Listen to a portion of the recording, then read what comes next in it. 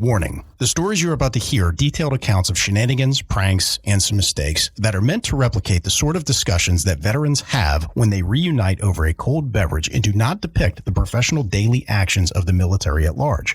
We hope to make you laugh, but not to disrespect our proud men and women in uniform. Listener discretion is advised.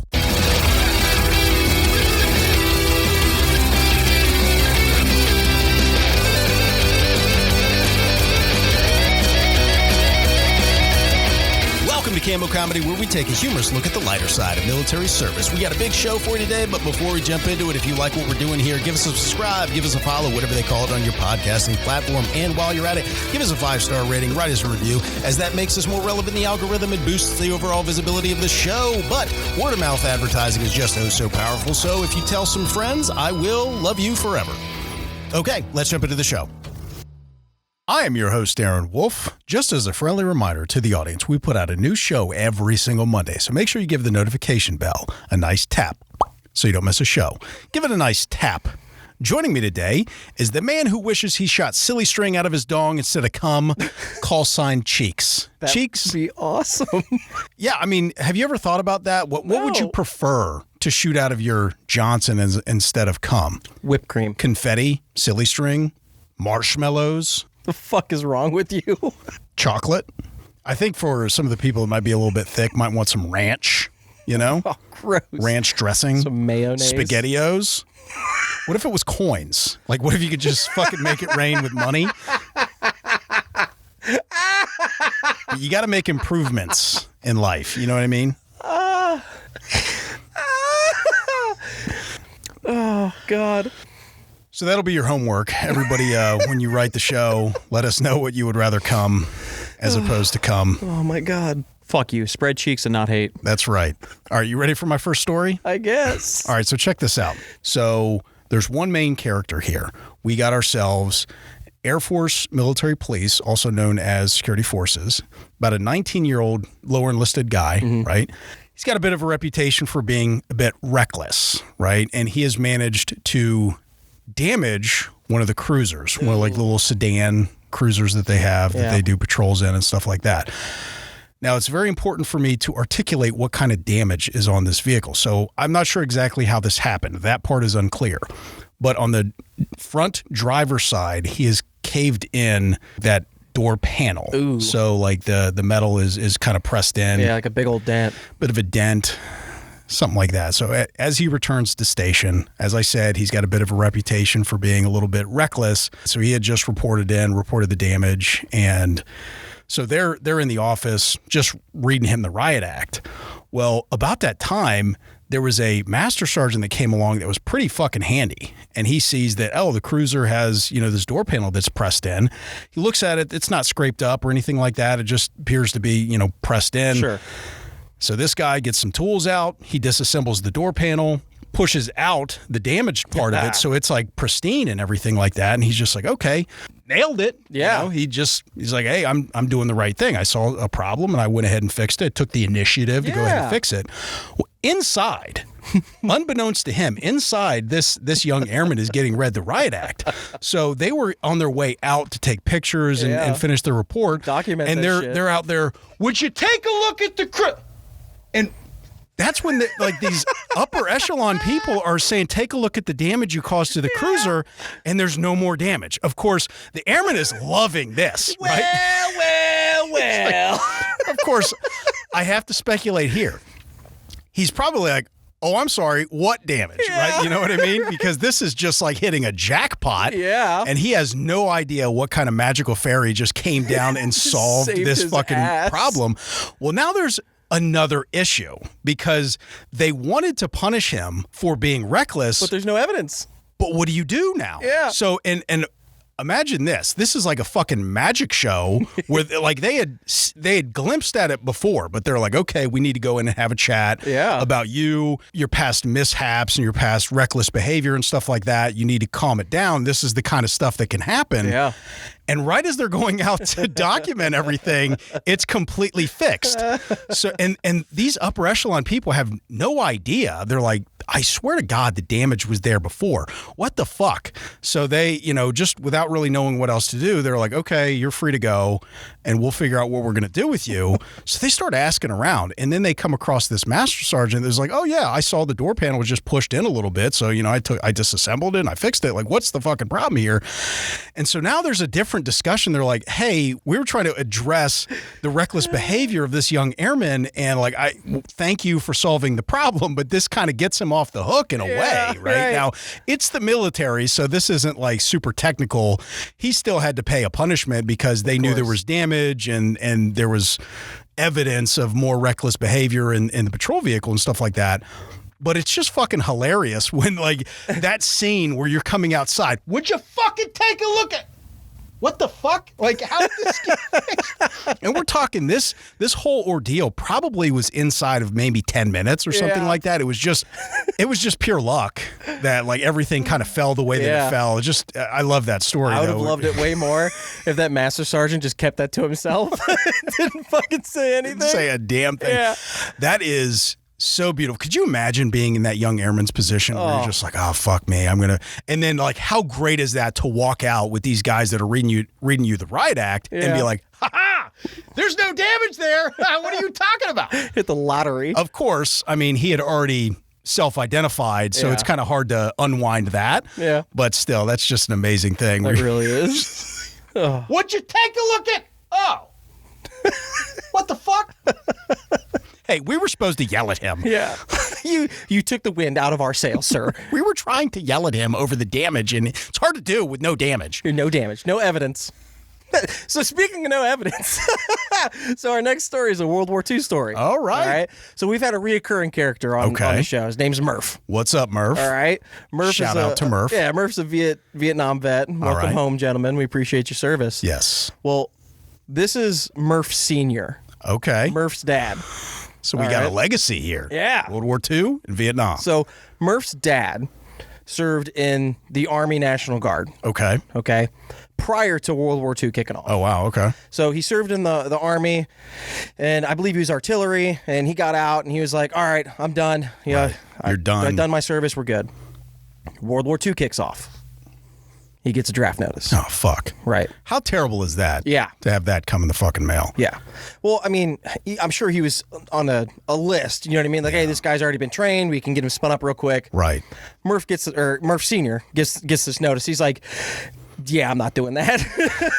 So he goes to the bar, takes a couple shots of whiskey, goes down to the recruiting office, enlists in the Navy. That's the move, I think. Yeah. And it sounds like it's definitely going to take a couple of shots at least. Oh, yeah. You're like, all right, fuck, here we go again on this journey. But during World War II, if you had to pick one, yeah, you know what I mean? Navy's definitely the better place to be as opposed to the Army. So after he did that, he went and burned his draft notice, so there's no evidence of it. Well, I mean, after you've already enlisted, what are they going to do? Right. They can't exactly charge you as a draft dodger when you're already in the service. Well, that and you're not officially drafted yet. You know what I mean? It's like, hey, you're going to be drafted, guy. I bet you there was a lot of people that beat the draft. They get that draft notice and they're like, nuh-uh, I'm going to go pick where I go. Yep. They go to the Air Force or they go to the Navy or whatever it is. World War II would definitely be Navy's the move. Yeah, veteran move. Right. Well, Murph Sr. goes and enlists, get in the Navy, and then when he gets to his ship, goes up to his senior officers, is like, hey, here's my paperwork. I have prior service. So he immediately gets promoted. Oh, nice. Yeah, starts making a little bit more money. Okay. So he used his prior service, even though it screwed him in one way, right? Right. Because he was at the top of the list. Right. But he's like, I'm going to get something out of this, and brought it with him. And as you should, man. Got that promotion, yeah. That is not a rookie move. No. That is somebody who knows a little bit about what they're doing. I like it. Yeah. So we know just from this story alone that Murph got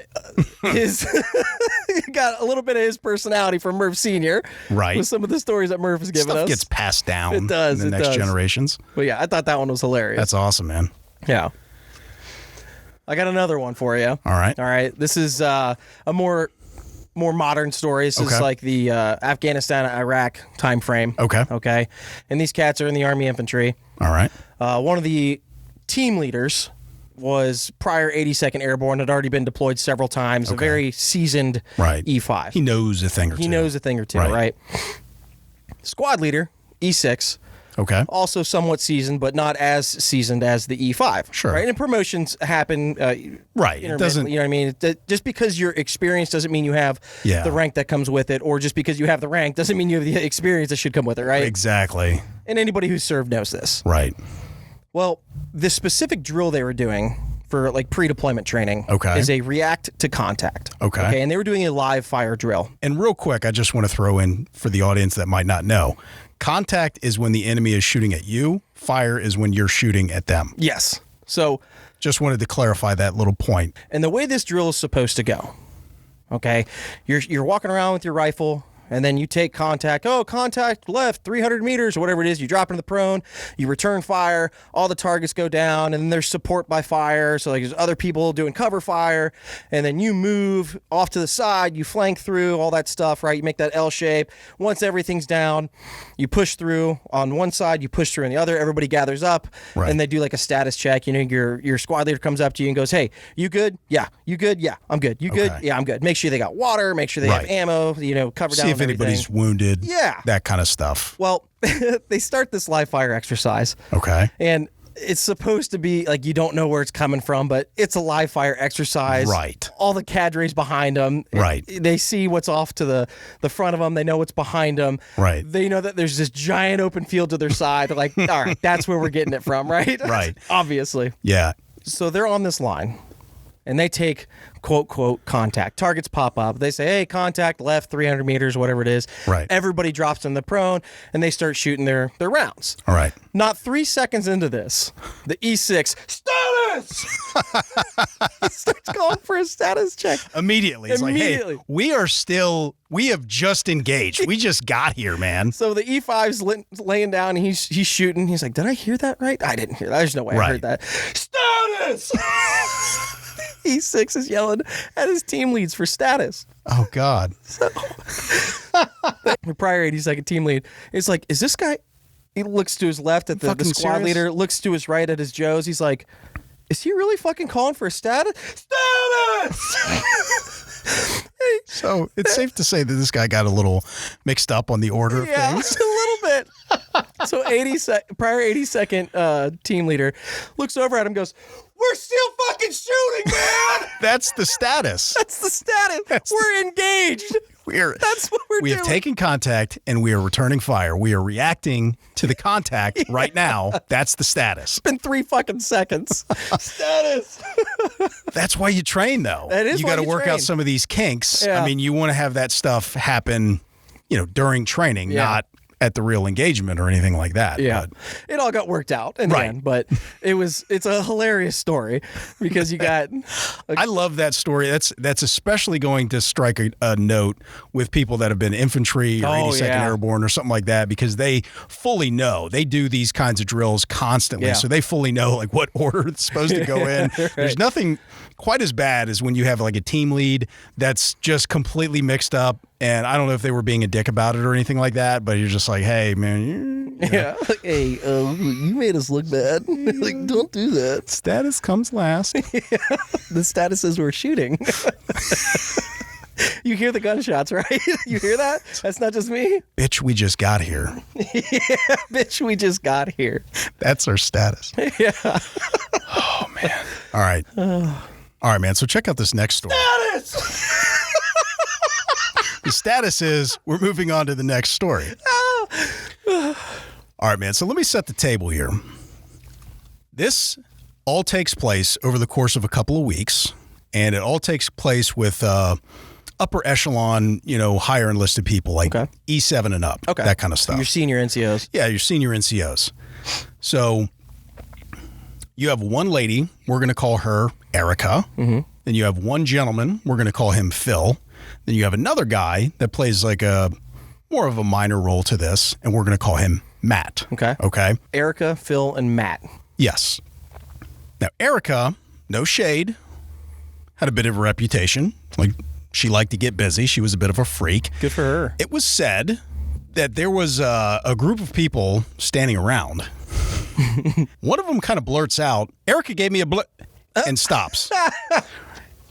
And everybody kind of heard where that story was going. Yeah. And then this guy that decided to blurt everything out thought the better of it and put the brakes on. Yeah.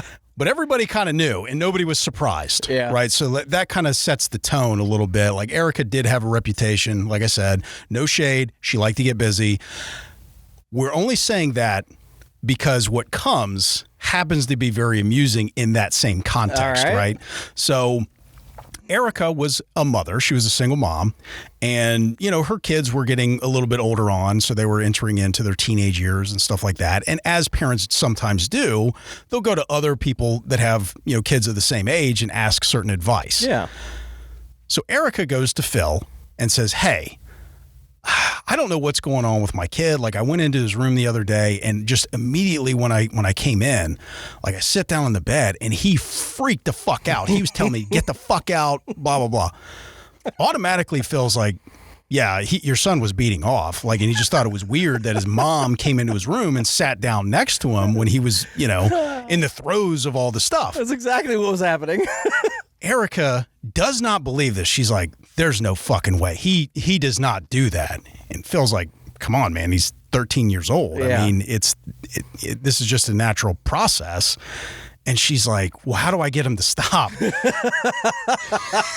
Phil's like, look, this is a natural process. Like, there's no one doing this. Like, you're going to have to let it happen. Like, I don't know what else to tell you other than, like, the last thing he wants is his mom around. And she's like, listen, I know for a fact that he's not doing it because I check his room for, like, crusty socks and, like, the sheets and stuff like that. And Phil's like, yeah, he's probably beating off in the shower. And she goes like a ghost. And she's just like, he does take long fucking showers. Have you tried telling him that it kills puppies? Phil's like, yeah, he's definitely beating off in the shower, and he's probably using your conditioner to do it. And she gets pissed, and she's like, he better not be using my fucking conditioner. That's expensive shit. Phil is kind of like, listen, there's no one doing this. Like, the kid doesn't care what he uses. Just go out and get like a 99-cent bottle of Suave conditioner and put it in there and put up your good shit. And she's like, listen, there is no fucking way that my kid is doing this. Like, and she's still kind of stuck on, like, how do I derail everything? Yeah. So Phil's like, listen, Erica, just if you're that concerned about it, just mark your bottle and see how fast your conditioner is going. Right. And she's like, okay, that's a pretty good idea. Now, Phil, this was just a casual conversation kind of in passing between parents. So Phil didn't think a ton about it, right? 1 week, 2 weeks go by, right? And all of a sudden, Erica just beelines right up to Phil the next day at work and says, well, he's beating off. And completely catches Phil off guard because Phil had kind of put everything out of his mind. Like I said, it was a conversation just in passing. And Phil's like, what the fuck? What are you talking about? She's like, my son, he's beating off in the shower. I marked the conditioner like you said, and it's going really fast. And Phil kind of like has a little bit of a chuckle. It's just like, okay, well, look, I told you, like, this is just like the station of life. This is like, nature. Right. Just go put your expensive shit up and go get a 99-cent bottle of Suave and set it in there and just let nature take its course. Yeah. And she kind of starts to get a little bit frantic. And she's like, no, there's no way. No, there's no way. I know he's not beating off. And then she starts kind of coming to terms, and she's like kind of yelling, I think he might be beating off. He might be beating off. And then Erica just beelines to another office where, like, there's a bunch of, like, higher enlisted guys kind of gathering up. They haven't started a meeting, but there's about, like, 5 or 6 guys in this office that are meeting up to start a meeting here in the next few minutes. Erica just barges in and sees Matt, who is also a father of older kids. Yeah. She's like, hey, Matt, you ever catch your boy beating his dick? Now, let's linger on this for 1 second. Could you imagine being in your office, minding your own motherfucking business? You're starting to talk. People are talking about football. Yeah. They're talking about whatever, maybe getting ready for this meeting that's set up. And all of a sudden, one of your coworkers just storms in and asks, have you ever caught your boy beating his dick? Right? completely catching Matt off guard, and Matt's kind of more of a calm, reserved dude. And he wasn't involved in the first conversation. He is not privy to anything that happened over the last couple of weeks, right? Blindsided. Erica is completely like in a panic here, and Matt's just like, what are you talking? No, get the fuck out of here. Like, why are you talking about my kid's dick? Get the fuck out of my office, right? So Erica she's still a little bit frazzled. She's like, I think my boy might be beating his dick. And then Erica just like runs away. Now, Phil, kind of seeing all this unraveling, he's like, I got to go provide context. Plus, this is fucking funny as shit. Yeah. So Phil he's kind of hot on Erica's heels, goes in there and be like, hey, this is the context here. Like, she's all like worried about everything, about what's going on with her kid. But everybody had like a really nice laugh because, like I said, no shade, Erica had a bit of a reputation. Right. She liked to get busy. You think she'd and then know. when she's confronted, it was like, Erica, of all people, how are you not coming to grips with like a kid hitting puberty and discovering certain aspects about sexuality and things like that? Like, come on, man. Like, you of all people. So not only was it funny, that line, have you ever catch your boy beating his dick? But also it's just the juxtaposition of this person who liked sex. Yeah. Really not liking it when her kid was coming of age, right? So I'm also happy to report that line became infamous around that area because when these senior leaders, like when people weren't around and it was appropriate, they'd see each other down the hallway and be like, hey, Matt, you ever catch your boy beating his dick? Could you imagine if like a colonel or somebody was walking by? You know that shit happens because that is the only way that stuff ever goes. It's like just about face. Nope. What the fuck? Like, they'll probably feel like Matt did when he just gets blindsided by all these questions. My God. I just pictured her going through like all the stages of grief when she's coming to terms with it. It's finally like, okay, I would like to know if she ever tried to like derail this, like if she start barging in the shower or anything like that. You need to stop what you're doing. Oh, God. Every time you do that, an angel loses its wings. Something, right? Oh, God. Hey, thanks for checking out the Cammo Comedy Show Podcast. If you like what we're doing here and you want to participate in this community, there are many different ways that you can contribute. First and foremost, tell somebody about the show. Word of mouth advertising is very powerful, and we really appreciate you for helping us out.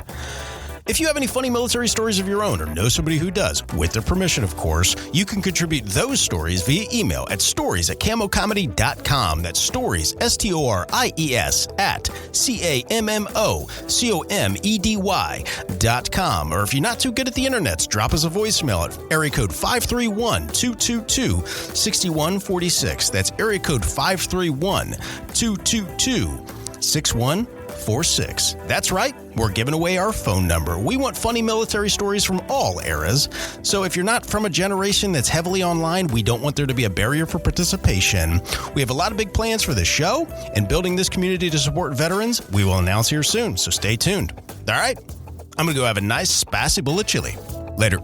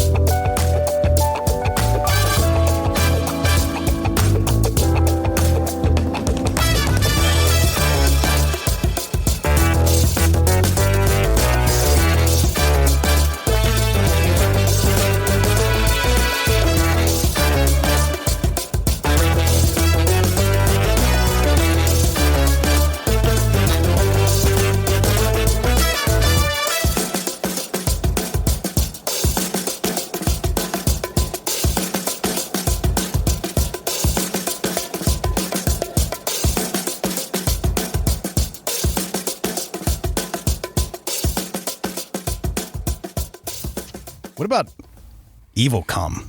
I think that's how you make like Damien's Monster or whatever. Evil cum? Yeah, like something a clown.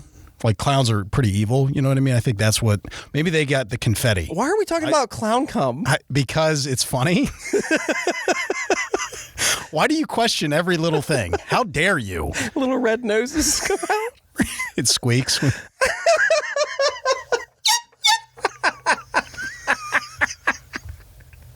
That was good.